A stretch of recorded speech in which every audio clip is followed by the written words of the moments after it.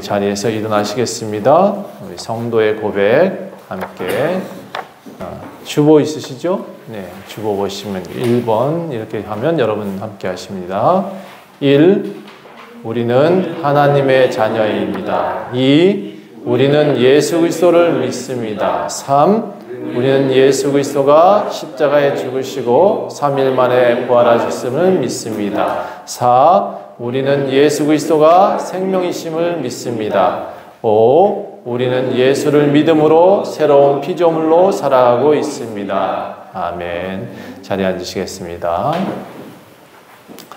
교회마다 사도신경으로 고백하는 것도 있고요. 각기 이렇게 달리 만들어서 또 하는 경우도 있습니다.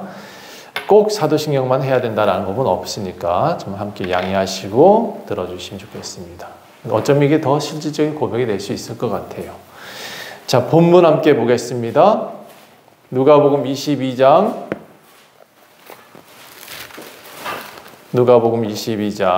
39절부터 46절까지 말씀.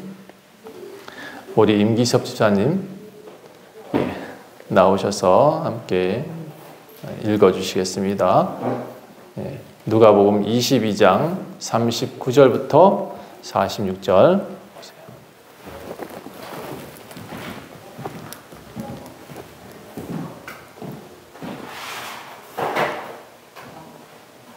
성경으로 하겠습니다.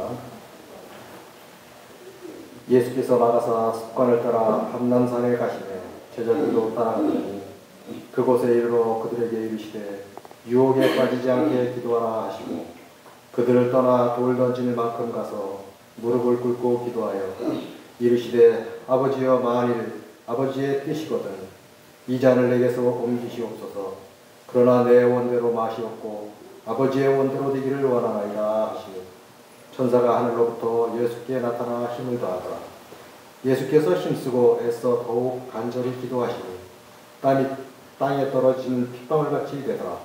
기도 후에 일어나 제자들에게 가서 슬픔으로 인하여 잠든 것을 보시고 이르시되 어찌하여 자느냐 시험에 들지 않게 일어나 기도하라 하시니라.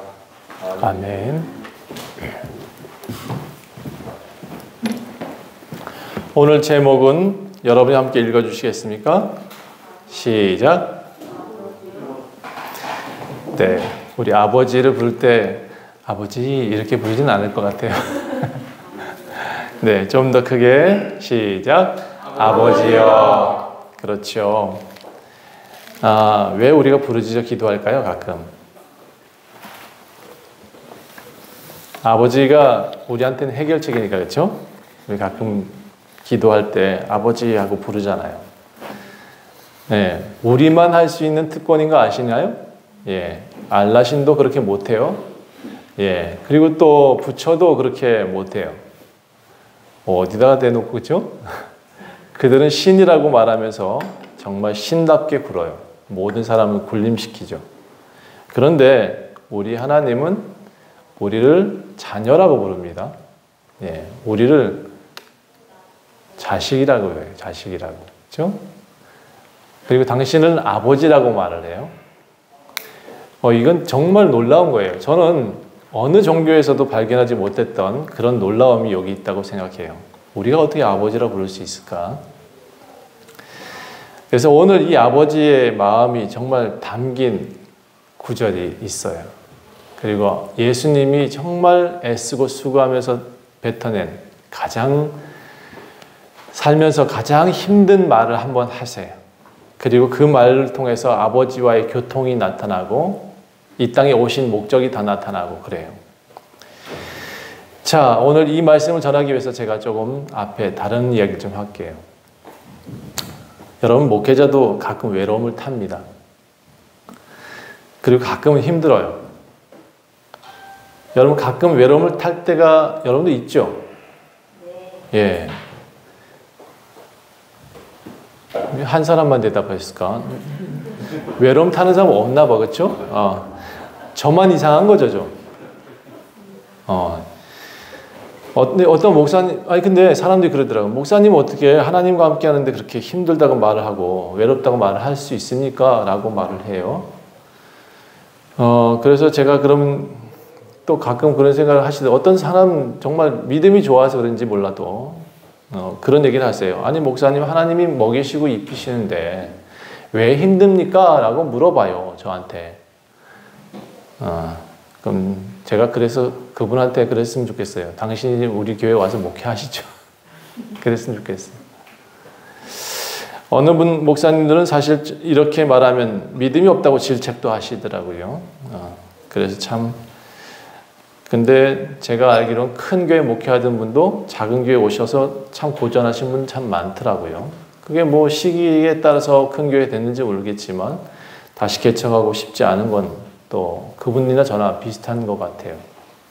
근데 왜 그렇게 어려운 길을 선택했냐고요? 예. 제가 선택하고 난 다음에 저는 뭘 보고 사느냐? 이 땅에서 있는 조그만 것을 가지고 만족하며 살지 못하겠어요. 이 땅에서 뭔가를 누리는 것, 그것이 너무 작게 보이거든요. 하나님의 나라를 보고 나니까 다른 것보다도 그게 더 커 보여요. 그래서 그분의 내용들을 자꾸 쳐다보고 그분의 나라를 자꾸 이제 쳐다보게 돼요. 자, 어떤 사람이 이렇게 저한테 물었을 때 저는 제가 이제 말을 하죠. 그 사람은 참 믿음이 큰 것 같고 나는 믿음이 없는 사람처럼 되어지는데 도리어 제가 그럴 때마다 제가 물어보기도 해요. 뭐라고 하냐면 여러분은 혹시 예수님 믿으신다고 하는데 때때로 힘들지 않았나요? 라고 물어봐요. 아니 예수님 믿고 있으면 나한테 물었잖아. 난 힘들지 하나님 믿고 있는데 왜 힘드냐고. 하나님 믿고 있는데 왜 어렵냐고 묻잖아요. 그 사람들이. 그래서 내가 도리어 물어보고 싶은 거예요. 그럼 당신은 예수님을 믿느냐? 믿는데 그럼 당신은 힘들지 않냐? 라고 물었더니 힘들대. 그럼 목사가 힘든 건 이상하고 성도가 힘든 건 정상이고 그런 건가? 이상하죠. 그렇죠? 논리적으로 안 맞아요. 그 사람들은 항상 기뻐하고 쉬지 않고 기도하고 범사에 감사할 수 있다. 예, 성경은 그렇게 하라고 그랬으니까 할 수 있다. 최양욱 집사님은 우리 항상 얼굴이 밝기 때문에 항상 기뻐하죠. 그렇죠? 항상 기도하고 범사에 그냥 감사하죠. 그렇죠? 우리 믿음으로 아멘 하는 거예요, 사실은 이건. 근데 예, 제가 그거 알아요. 자, 나의 모든 날이 꽃길이요, 나의 모든 삶은 해피하다. 이 사람은 어떤 사람인가요? 제가 알기로는 지구인이 아니거나 여기에 꽃 꽂고 사는 사람일 거예요. 우리는 좀 솔직할 필요가 있어요. 예수 믿어도 힘들 때 있어요. 예수 믿어도 어려움이 있어요. 우리가 이렇게 예수 믿는다고 하면서 모든 것이 다 넉넉해지고 모든 것이 다 부유해지고 내가 만지는 것마다 다 대박나고 그거 없어요. 솔직히 그거를 가르치는 사람이 좀 이상할 뿐이에요. 저는 사람이라면 말이죠. 가끔은 외로울 수 있어요. 예수 믿어도 사람은 가끔은 슬퍼할 수 있어요. 왜 그럴까? 그래야 기도하니까. 그렇죠? 그래야 하나님의 필요성을 느끼잖아요. 그렇죠? 안 그러면 그 사람은 로봇이거나 지구인이 아니거나 머리가 어떻게 된 사람이어서 머리에 꽃 꽂고 다니는 사람이거나 셋 중에 하나예요. 그렇죠? 네. 목사님들도 정신과 약 드시는 분 계세요. 저는 그 사람들한테 정신과 가라고 얘기를 해요. 저한테 와서 상담하시는 분도 있어요. 그런데 그럴 때마다 저는 그렇게 얘기를 해요. 당신이 비정상이야. 예수 믿는데 그렇게 하면 돼. 이렇게 말하지 않아요. 저는. 그럴 수 있다고. 우리 힘내자고. 빨리 치료됐으면 좋겠다고. 병원에 가는 것도 괜찮다고. 저는 그렇게 위로를 해줘요. 모든 사람이 예수님 믿는데 외로움과 괴로움과 힘겨움 우리 예수 믿는 사람은 조금 나아요. 그래도 제가 보기에는. 왜 예수 믿느냐고 물어보면 이런 것들이 닥쳐올 때 우리는 조금이라도 도우시는 분이 있잖아요. 그렇죠? 옆에 형제자매 손잡고 기도라도 할 수 있잖아요. 그렇죠? 그러니까 예수 안 믿는 것보다 예수 믿는 게 더 나아요. 그 또한 뭐냐면 우리가 이렇게 힘들고 어려울 때 누군가의 도움을 받을 수 있어요. 적어도 형제자매의 도움은 더 절실하게 느껴지는 거예요. 저도 가족이 있습니다만 제가 참 못난 아들이 돼서 어머니하고 같이 못 살아요. 멀리 부평에 계셔요. 저희 장인 장모님도 제가 참 못해드려요. 목자라는 이유로, 큰 돈을 벌지 못하는 이유로. 그런데 도리어 우리 부모님보다 옆에 친구가 우리 어머니한테는 더 좋은 분이에요. 가끔 그럴 때가 있더라고요. 제가 못해주는 걸 옆에 친구가 해주셨대. 그의 위로자가 되시고 그의 친구가 돼주셨대요. 저는 그래서 우리 이웃이 필요한 것 같아요. 나는 미국에서 못 살 것 같아요. 미국에서는요, 한 집 건너서 20km 가야 이웃이래. 20km면 우리 횡성 끝 아닌가요? 그죠? 우리 원주에서 보면 그렇게 이웃이 떨어져 있다 그러면 전 살기 힘들 것 같아요. 그 텍사스 아무리 땅을 많이 줘도 소하고 맨날 대화하는 것은 별로 좋을 것 같지는 않아요. 우리나라 사람들이 얼마나 좋아요? 이렇게 이웃과 함께 살아갈 수 있으니까. 그런데 더 좋은 것은 우리는 곳곳에 교회가 있어요. 어디나 들어가면 기도할 수 있어요. 얼마나 좋은 나라인지 몰라요. 그 교회에서 누가 나가라는 말도 안 해요. 기도하러 온 사람 누가 내쫓지도 않는데 우리나라 사람 참 이상해요. 그런데도 교회를 안 가네. 뭘 못 느끼냐면 이 외로움과 고통을 제대로 모르는 거예요. 우리는 누구든지 붙잡으면 위로해줘요. 한국 정서가 그래요. 그러니까 그 이웃이 좋은가 봐요. 근데 정말 여러분 힘들고 어려울 때는 사람 갖고 안 돼요. 사람 갖고 안 되더라고요. 저도 그래요. 그래서 하나님이 필요하다는 것을 더 절실히 느끼는 거죠. 여러분, 예수님은 하나님의 아들이시니까 외롭지 않았을까요? 여러분이 보신 성경에서는 예수님 어떻던가요? 그랜다이죠? 예수님은 로버트 태권브이였어요? 제가 보는 예수님은 그런 이상했어요. 처음에 그가 신이라고 생각했기 때문에 저는 처음에 성경 읽으면서 예수님은 외롭지 않을 줄 알았어요. 예수님은 나약한 모습이 없을 줄 알았어요. 그분은 무슨 강한 분이신 줄 알았어요. 근데 제가 성경을 쫙 펼치면서 예수님이 울었다고 하는 순간, 울었다라는 구절을 보는 순간 예수님이 왜 울지? 그분이 신인데? 그분은 사람 막 고치시는데 왜 울었을까? 왜 외로워하시지? 그분도 고뇌하시고 아파하시고 때로 정말 힘들어하셨어요. 예수님도 사람들한테 쫓겨다니기도 했고 사람들이 죽자고 달려드니까 도망다니기도 하셨어요. 예수님이 제가 이제 나중에 알게 된 건데 예수님은 하늘에서 이렇게 사람 몸을 입고 나오시면서 뭘 하나 놓고 오셨어요. 뭘 놓고 오셨냐면 당신이 창조하고 사람들을 심판하는 그런 권세가 있음에도 불구하고 이 땅에서는 칼을 안 들고 오셨어요. 그런 창조하는 능력 자체도 사실 안 갖고 오셨어요. 그럼 왜 예수님은 사람들을 고치시고 왜 사람들한테 귀신도 내쫓고 할 수 있는 능력이 생기냐? 여러분, 저는 그걸 알게 됐어요. 나중에 보니까 하나님의 뜻대로 말하고 하나님 뜻대로 사니까 하나님이 말씀하신 것을 받아서 그대로 하니까 예수 그리스도가 능력이 나타난 거였어요. 예수님은 우리와 똑같은 인간이셨습니다.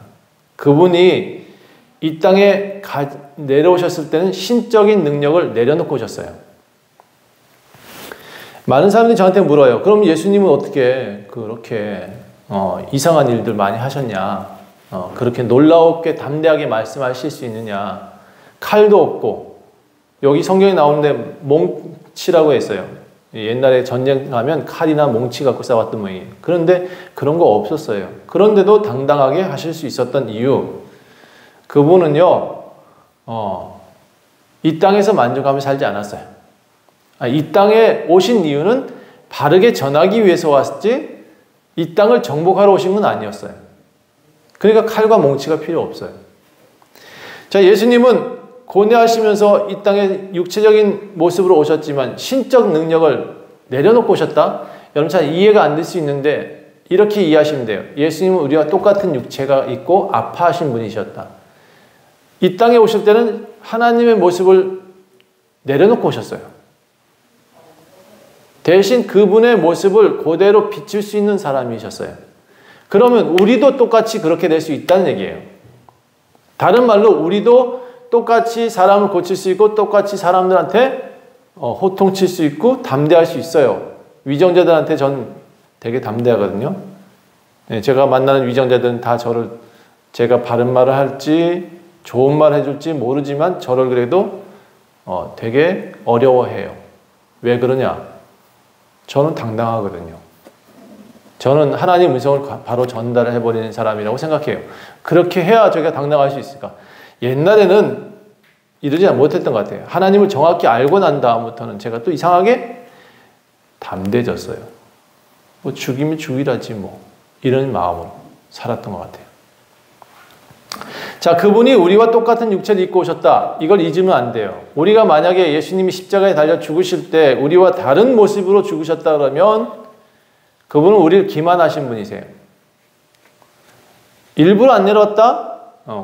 그분은 진짜 우리를 조롱하신 거예요. 그런데 예수님은 십자가에서 내려올 수가 없었어요.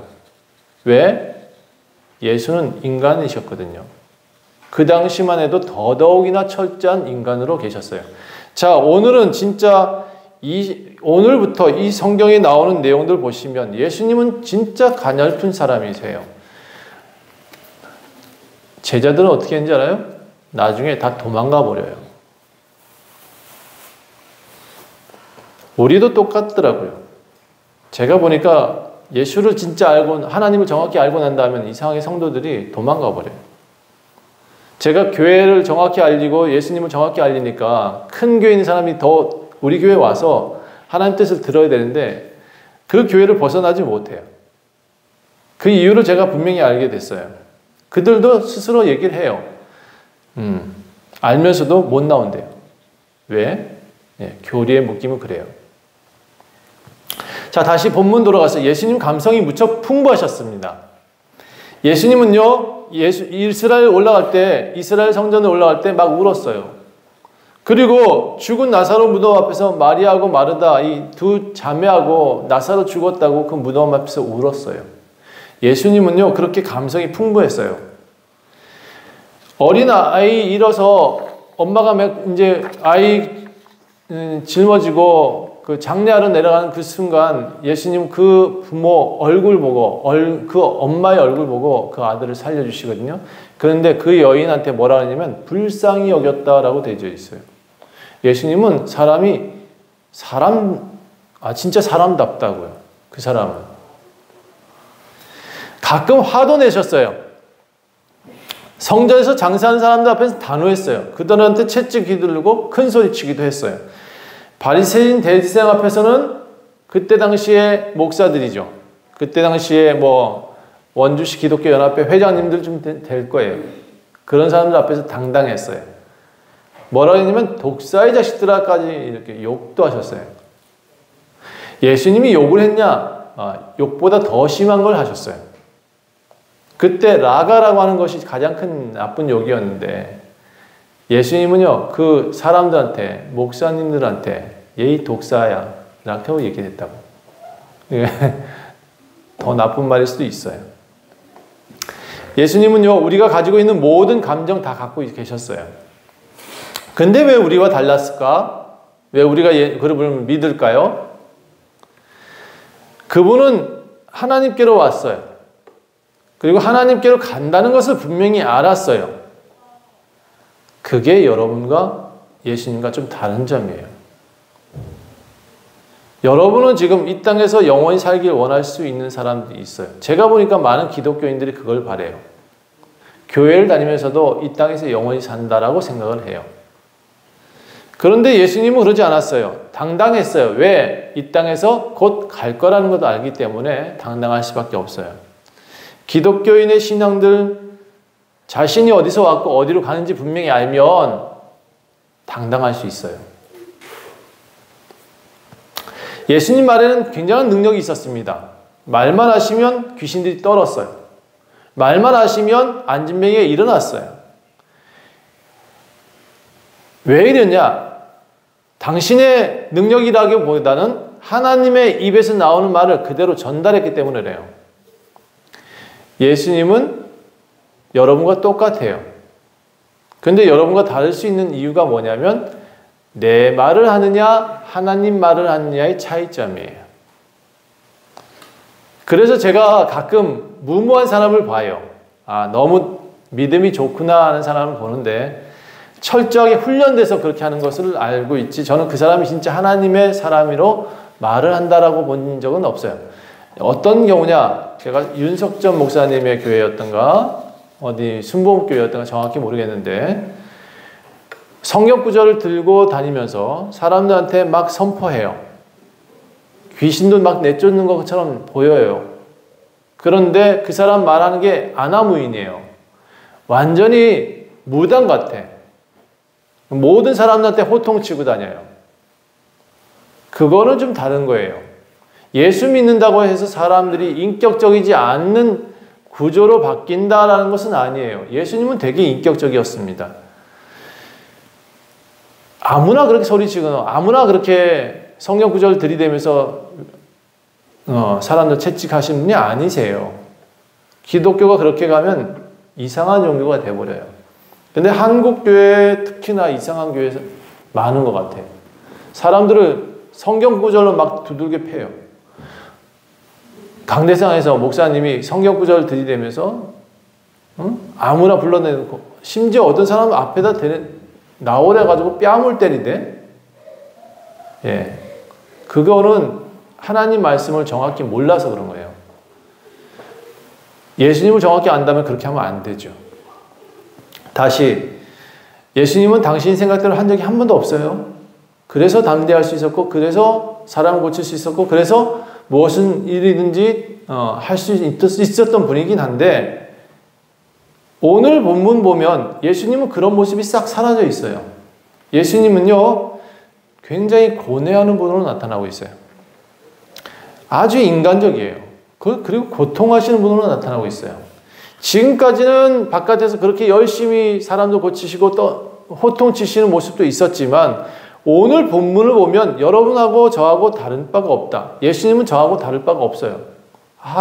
아니 어떻게 보면 예수님이 더 비참하게 되어 있는 상황이에요. 오늘은 예수님이 그전에는 하나님 뜻을 말로 전했다 그러면 오늘부터는 예수님이 몸으로 사람들한테 전달해야 되는 날이에요.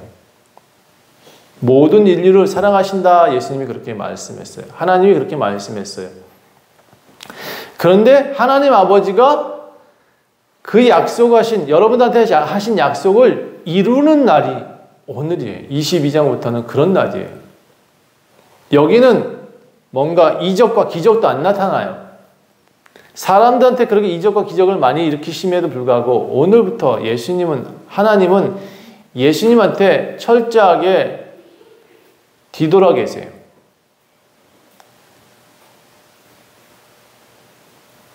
그가 약속한 날이에요. 그리고 고난을 받으셔야 되는 날이에요. 육체로 말을 해야 되는 날이에요. 가장 큰 고통의 날이에요. 예수님은 그래서 성만찬을 먼저 합니다. 얘들아, 이 떡이 내 살이다. 이 포도주가 내 피다 하면서 사람들을 나눠줬어요. 지난주 우리 성만찬 했죠? 이게 그런 의미예요. 나 죽는다 이제. 너네들 떡 먹고 잠 마시자 이랬어요. 그런데 제자들은요 이걸 못 알아들어요. 여기 이 성만찬이 끝난 다음에 뭐 했냐 그러면 이 사람들이 누가 크냐 이래요.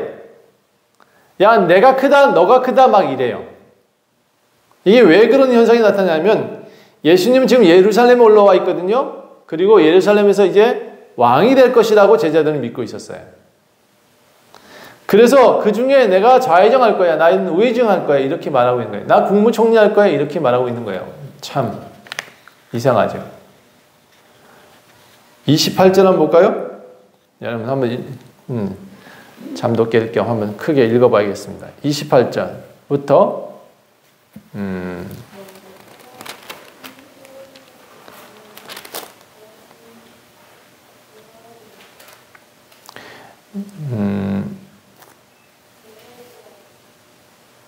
잠깐만, 뭐가 좀 잘못된 것 같다.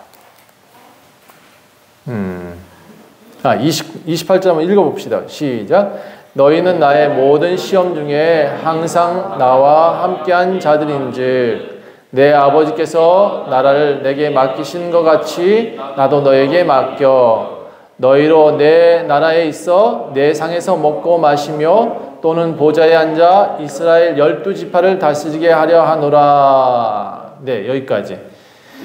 예수님은요 이렇게 약속은 했어요. 12지파를 다스리게 하겠다고 분명히 약속했어요. 내 나라에서 앉아서 나와 함께 상을 같이 나누며 마시고 먹을 거다 약속을 했어요. 그런데 제자들이 생각하는 나라는 어디냐 그러면 여기예요. 여기. 그런데 예수님이 말하는 하나님 나라는 여기가 아니에요. 저기예요. 그런데 분명히 약속은 하셨고 그 약속을 분명히 예수님은 지키셨어요. 12지파를 다스리게 된다. 이 말이 너무나 좋았죠. 그렇죠? 제자들은 그래서 그날 뭐라 그랬냐면 야, 우리 예수님과 함께 죽자. 예수님과 함께 검을 들자. 이렇게 도원결을 해요. 도원결이. 말도 안 되는 도원결을 하고 있어요. 도원결이 뭔지 아세요? 유비, 관우, 장비가 모여서 도원에서 결의했다 해서 도원결이에요. 그런데 여기 12지파도 그런 결의를 하는 줄 알았어요. 예수님 그런 예루살렘에 쳐들어가자 이런 얘기를 할 줄 알았어요. 그런데 그렇지 않아요. 31절에 보니까 시몬아 시몬아, 여기 베드로 얘기하는 겁니다. 보라, 사단이 너희를 밀가부로 듯이 하려고 요구할 거야. 그러니 내가 너희를 위해서 너희 믿음이 떨어지지 않기 위해를 기도하였다. 너는 돌아간 뒤에 너희 형제들을 굳게 해라 라고 말합니다. 이 굳게 하라는 뜻이 뭐냐면 믿음을 굳게 하라는 뜻인데, 예수님, 시몬 베드로가 받아들일 때는 야, 도원 결의했으니까 확실하게 나가서 우리 예수님과 함께 죽자, 이 말을 제자들한테 전해라 라고 들었어요. 예수님 말한 거하고 이 시몬이 듣는 말하고는 틀려요.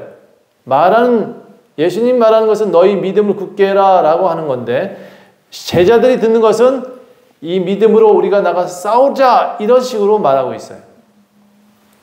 달라요.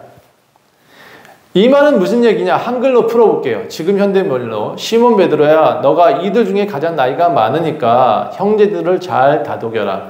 너희들이 싸우면 사탄이 제일 좋아한다. 너가 중심을 잡고 형제들 마음, 그 믿음을 굳게 해야 된다 라고 시몬 베드로한테 가르치는 거예요. 자, 근데 시몬 베드로 이렇게 대답합니다. 아, 예수님 걱정하지 마세요. 저희들 다 죽기를 각오했습니다. 우리도 주와 함께 감옥에도 갈 거고요. 죽는데도 함께 죽을 거예요. 라고 우리만 믿으세요. 이렇게 말을 해요. 하지만 예수님은 베드로한테 이렇게 말해요. 베드로야, 장담하지 마라. 너는 오늘 닭이 울기 전에 나를 3번 부인한다. 그래요. 예수님은요, 오늘 유다한테 넘어질 거예요. 내일이면 십자가에 달릴 거예요. 그런데 제자들은 왕으로 추대하겠대요. 글쎄. 전혀 다른 생각을 하고 있어요. 근데 이게 현대교회의 모습이에요. 현대교회의 모습이 이래요. 지금 예수님은 이 땅에서 십자가를 지고 걸어가셔야 되는데, 예수님은 핍박받아야 될 것을 각오하라고 하시는데, 여러분이 지금 이 땅에서 하나님을 믿는데 그거 믿음 지키기 얼마나 힘든지 모른다. 그런데 깨어서 기도하라라고 말씀하시는데, 이 땅의 성도들은 뭐라 하냐면 교회에 나오면 축복받는데요. 그것만 기대하는 거예요. 교회에 나오면 부자 된대. 이걸 너무 강조해요. 이거 부수적인 거지 이거 진짜 아니에요. 예수님은 내일 십자가에 죽는다니까요. 이 땅에서 모두 잘 먹고 잘 사는 것은 기독교의 핵심이 아니에요. 제자들이 착각했던 것처럼 현대교회 사람들은 많이 착각하고 있어요. 우리는 이 땅에서 믿음을 지키다가 죽을 팔자예요. 우리는 믿음 때문에 십자가에 달릴지 모르는 팔자예요. 어떻게 하든 예수님을 믿으려고 아둥바둥해야 발버둥 쳐야 될 사람들이에요. 우리가 예수 믿는 이유가 거기 있는 거예요. 우리가 하나님의 자녀가 된 특권을 가진 사람이기 때문에 우리가 애써서 지켜야 될 것은 이거예요. 우리 부자 되는 거 뭐 좋을 수 있죠. 그게 그런데 전부가 아니에요. 그거를 목적 삼으면 안 돼요. 제자들은 그랬다니까요. 예수님 지금 내일 죽을 건데 왕 삼자고 그러고 있어요. 나라 세우자 그러고 있어요. 핀트가 안 맞아요, 진짜. 그러니까 교회들이 이 모양이 돼버렸어요. 핀트가 안 맞아요. 순수한 목사님은 순수하게 전했는데 성도들은 그렇게 잘 믿으면 복 받는다고만 생각하고 있어요. 아니요. 예수님도 외로울 수 있다니까요. 교회 다녀도 핍박받을 수 있고 교회 다녀도 병들어 죽을 수 있어요. 교회 다니면 다 영원히 산다. 아니요. 나 교회 다니면서 이렇게 아픈 사람들 참 많은 것 참 안타깝긴 한데 고쳐주시기도 하죠. 그런데 그게 전부가 아니라고요. 안 죽으면 언제 하나님 나라 갈 건데, 그렇죠? 우리 죽을 수 있어요. 12지파들한테 그렇게 말씀하시는 거예요. 내 아버지와 내 예수님의 나라에서 너희들 12지파를 다스리게 해주겠다는 거예요.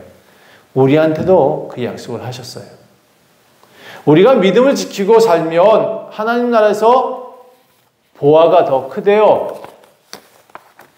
우리나라 이 땅에서 보화를 정말 예수님보다 더 사모하면 안 되거든요.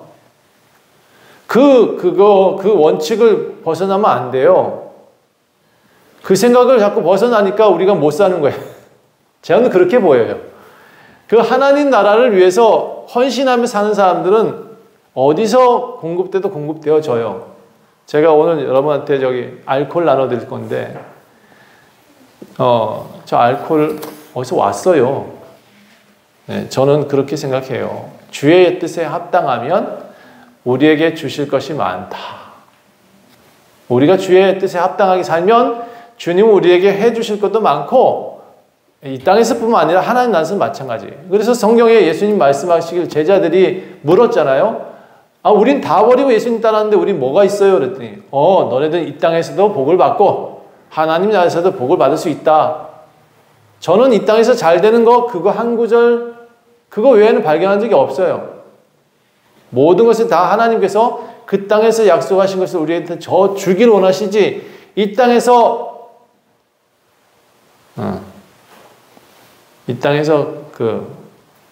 여러분 이제 중국이나 지금 러시아나 전쟁하다 보면 진짜 탱크를 갖다 놓지 않고 종이 탱크를 갖다 놓는데요. 특히나 북한은 종이 탱크가 많대요. 이 땅에서 종이 탱크 가지고 우리 받았다고 할 필요 없어요. 그거는 큰 거 아니에요. 우리가 누려야 될 12지파는 저 하늘나라에 있습니다. 어쩌면 이게 다시 하나님 오셔가지고 예수님 오셔가지고 이 땅이 영원히 사는 천국으로 만드신다면 또 이 땅에서도 영원히 살겠죠. 그 12지파는 하나님 나라가 임하신 다음이 이야기예요. 그러니까 우리 착각하면 안 돼요. 우리 분명히 알아야 될 게 있습니다. 이 땅은 이겨내는 곳이에요. 따라합시다. 이 땅은 산길이요. 광야요. 이 땅은요, 우리가 이겨내야 될 곳이에요. 돼지처럼 살찌는데 목적 두서는 안 돼요. 제발, 제가 이렇게까지 얘기하는 것을 이해 좀 하셨으면 좋겠어요. 예수님도 그렇게 표현을 하셨어요. 정말 알아들으라고 이런 말을 하시는 거지. 그런 표현을 쓰는 것은 여러분한테 알아듣게 하기 위한 표현이에요. 하나님 나라에서 영원히 살자고 하는 얘기예요. 우리가 하나님 나라의 목적을 좀 두자는 얘기예요. 이 땅은 그럼 어떻게 살아야 되냐? 이 땅은 열심히 노력하며 살아야 돼요. 땅을 갈아야 돼요. 열심히 부자 될 수 있어요. 자, 저기 카이스트가 참 되게 좋은 학교잖아요. 그렇죠?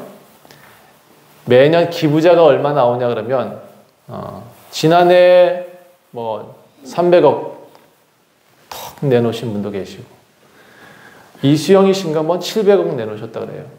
부자들이 그렇게 탁탁 내놓고 근데 지난해에 내놓은 300억 내놓은 사람은 이름도 밝히지 마세요. 자기 얼굴도 만들지 마세요. 그리고 얼굴을 다 가리고 마스크를 다 쓰고 와가지고는 300억을 탁 내놓고 가버렸어요.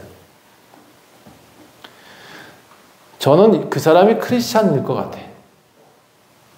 그 사람은 뭐가 진짜 하나님 나라인지 아는 사람인 것 같아요. 여러분, 예수님이 나라를 소망해 주셨으면 좋겠어요. 이 땅이 우리는 이겨내야 될 곳이고 산길이고 사막길인 것을 잊지 말아야 돼요. 이 길은 넘어서야 되는 길이에요. 35절부터 38절까지 여러분 제가 이걸 설명해야 되는데 제가 좀 잘 이해가 안 되는 부분이 있어요. 그래서 여러분한테 숙제를 한번 낼게요. 오늘 22장 38절부터 35절부터 38절까지는 집에 가서 열심히 좀 읽어보세요. 그리고 저한테 답을 좀 주세요. 제가 어렴풋이는 알겠는데 이 구절을 가지고 고민을 참 많이 했어요. 잘 이해가 안 되거든요. 37절 구약에 인용했다는 내용은 이해가 돼요. 근데 36절을 제가 잘 이해가 안 돼요. 그러니까 집에 가셔서 요건 무슨 얘기 같습니다 라고 읽어보시고 저한테 답도 좀 주세요. 카톡에 좀 남겨주시면 좋겠어요. 이게 이 땅에는 전대가 필요하고 배낭도 필요하고 검도 필요하다라는 내용으로 인식되긴 하는데 정확하게 답을 못 드리겠어요. 39절에 그래서 좀 넘어갈게요. 39절 보면 예수님이 습관을 따라서 기도하러 감람산에 가셨다라고 했어요. 예수님은 항상 습관 따라서 기도하시는 분은 맞아요. 그런데 하필 이제 마지막 때 감람산에 가셨다. 이게 매일 감람산에 간 건 아니에요. 매일 기도하는 습관이 있으셨다라는 얘기지. 아무튼 그래서 그곳에 이르러서 예수님은 제자들한테 이렇게 말해요. 유혹에 빠지지 않기 위해서 기도해라 라고 말을 했어요. 유혹에 빠지지 않기 위해서 기도해야 돼요. 그때 하신 기도가 그들한테 기도하라고 하는 다음에 예수님이 돌 하나 던질 만큼 가서 무릎을 꿇고 기도하기 시작했대요.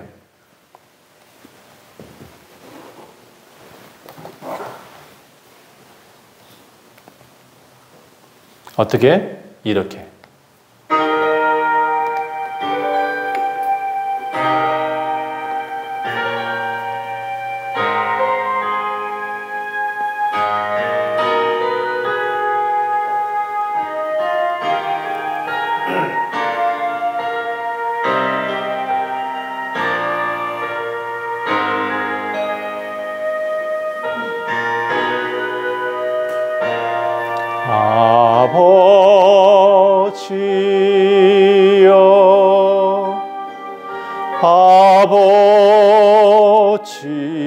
아버지여 전능하신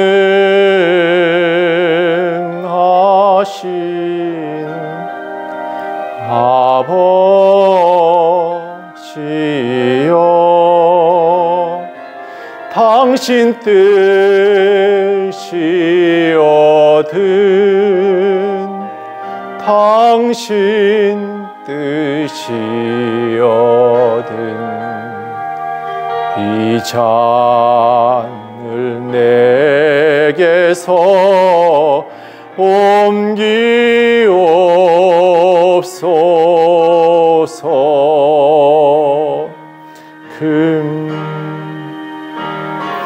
그러나 아버지여 나의 원대로 마옵시고 아버지의 뜻대로 되기를 원하나이다.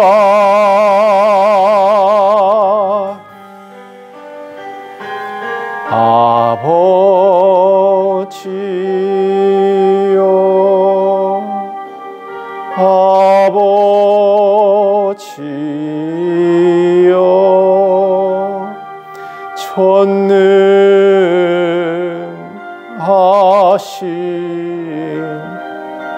아버지여,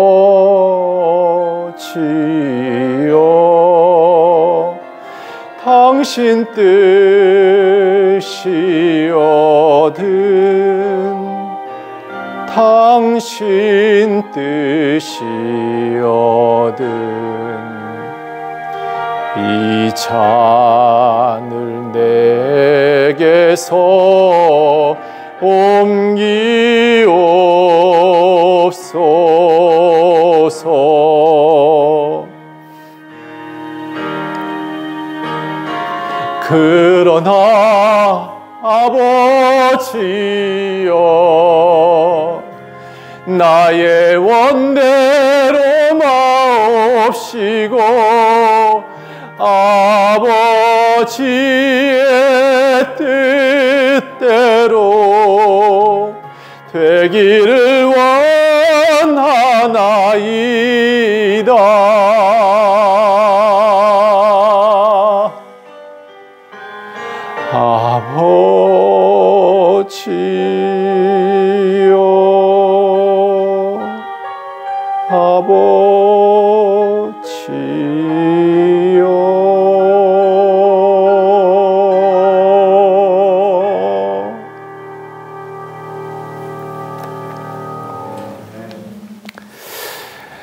아버지여, 아버지여 외쳤습니다. 고개를 들고. 네, 고개는 다음에 들게요. 아버지여, 아버지여. 이날을 예수님은요, 당신이 한 번도 하나님을 한테 뭐라고 한 적이 없어요. 근데 아버지, 이 잔 좀 옮길 수 있으면 옮겨줘요 라고 부탁을 해요. 왜냐하면 그는 신이 아니었어요, 지금. 그래서 이 고통을 어떻게든 좀 벗어나고 싶긴 했었어요. 우리도 그분처럼 매번 그렇게 기도하잖아요, 그렇죠? 이 땅에서 좀 벗어나게 해주세요. 가끔 이런 생각이 들었어요. 너무 힘들 때, 교인들이 하나도 없을 때 하나님 이거 도망가게 해주세요. 좀 도망가서 좀 편하게 목회할 수 있는 곳에 가게 해주세요. 이렇게 기도했던 것 같아요. 근데 그때 또 이렇게 기도하게 되죠. 하나님, 내 뜻대로 마옵시고 아버지 뜻대로 되게 하옵소서. 그래서 못 일어나요. 못 가요, 또. 그래서 제가 지금 그렇게 여기까지 살았던 것 같아요. 예수님도 그날 정말 간절히 기도하셨던 것 같아요. 44절 보니까 애쓰고 힘써서 기도했다. 간절히 기도했다. 여기 애쓰고 힘써서 기도한 것이 이제 중복해서 나오잖아요. 얼마나 기도를 열심히 하셨으면, 그렇죠?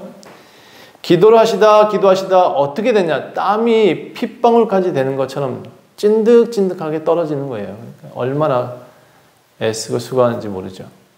제가 전에 우리 최정민 집사님 가서 일하는 거 봤는데 이제 힘든 일을 하시다 보니까 땀이 그렇게 나시더라고요. 근데 그 땀 보니까 참 애쓴다. 이 마음이 들었어요.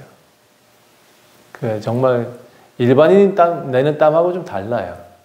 그렇게 육체 노동하시는 분의 땀은 정말 좀 제가 보기도 찐득찐득하게 보여요. 정말 그렇게 애쓰며 사는 거예요, 우리가. 근데 예수님 그날 그렇게 애쓰며 기도하는 모습을 우리한테 보여주셨어요. 절규도 하시죠. 인간이 하고 있는 모든 절규의 내용을 그날 다 하고 계세요. 예수님도 그랬단 말이죠. 육체를 가지고 있었을 때니까 이거는 선택할 기준은 없고 어떻게 할 수도 없고 당장 내일 닥쳐질 고난은 알겠고 그래서 예수님이 기도하시는 거예요.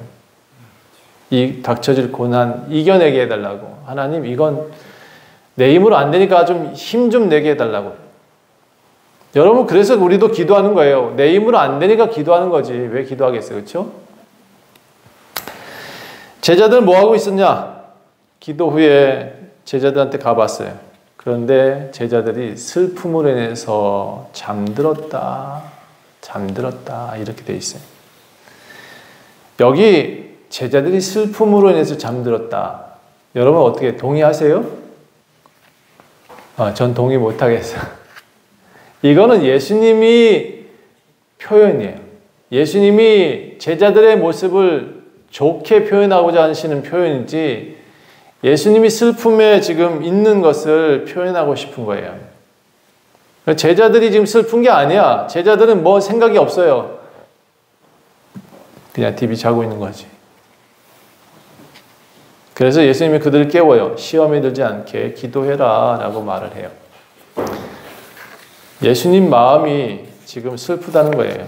제자들이 지금 저렇게 자고 있는 것 자체가 슬픈 거예요. 내일 예수님이 만약에 죽을 줄 알았다면 제자들이 그렇게 하고 있겠냐 이거죠. 만약 제자들이 예수님이 죽을 줄 알았다면 그날 밤잠 안 자고 부르짖어 기도했을 거예요. 하나님 제발 살려주십시오. 우리 예수님 살려주지 않으면 안 됩니다 하고 기도했을 거예요. 몰랐어. 이 심정을 누가 알겠나, 그렇죠?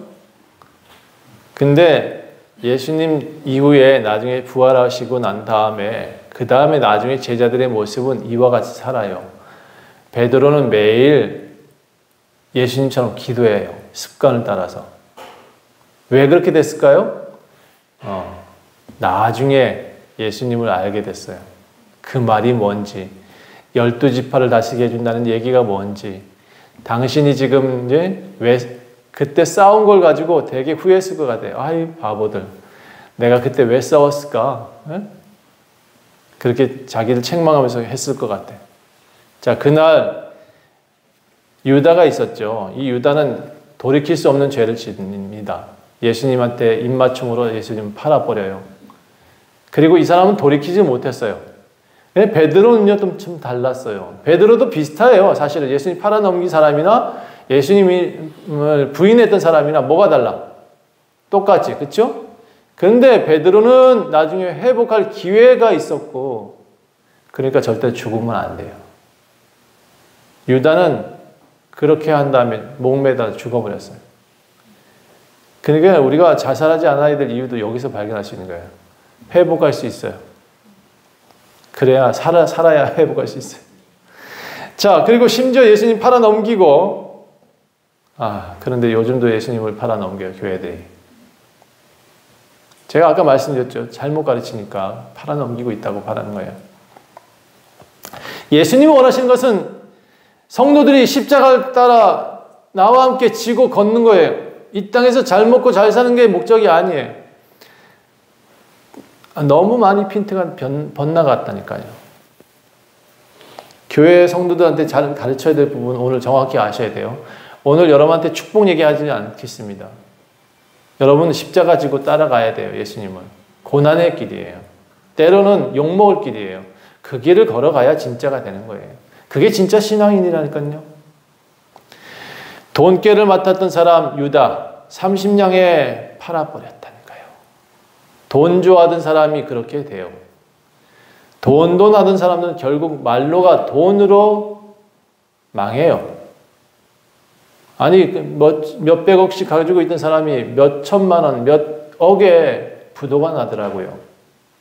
그러니 여러분 돈 갖고 전부라고 생각하면 안 돼요. 돈은 수단일 뿐이에요. 나는 절대로 예수님과 함께 감옥에도 가고 목숨도 바치겠다고 장담했던 베드로 그날 다 굴기 전에 3번 부인해요. 난 몰라. 나 저 사람 몰라. 나 저와 함께 안 다녔어. 이렇게 부인하는 게 우리 모습이었다니까요. 저는 이 신앙인들이 이 돈하며 살면 이렇게 될 것 같아요. 예수님 부인하고 돈으로 예수님 팔아먹고. 그러니까 정신 차려야죠. 우리는 예수 믿는 사람이라니까요. 십자가를 지는 사람이에요. 우리는 이 땅에서 12지파를 다스리는 사람이 아니에요. 12지파는 하나님 나라에서 다스립시다. 그래서 믿음을 더 굳건히 하세요. 신앙이 점점 좀 굳건해졌으면 좋겠어요. 물론 이 땅에서 많이 겪어야 성숙해져요. 예수님 오기 전에 우리가 해야 될 일을 분명히 아셔야 돼요. 예수님 제자들처럼 우리가 오해하면 안 돼요. 내일 예수님 우린 죽는다니까요. 우리는 그와 같이 십자가에 달릴 팔자예요. 그래서 예수를 잘 믿고 12지파를 다스려야 될 존재들이 너무 비천하게 돼지치기로 전락하고 있다는 것이 전 요즘의 기독교인들의 모습이라고 생각합니다. 이 땅이 종착지가 아니요. 따라합시다. 이 땅이 종착지가 아니에요.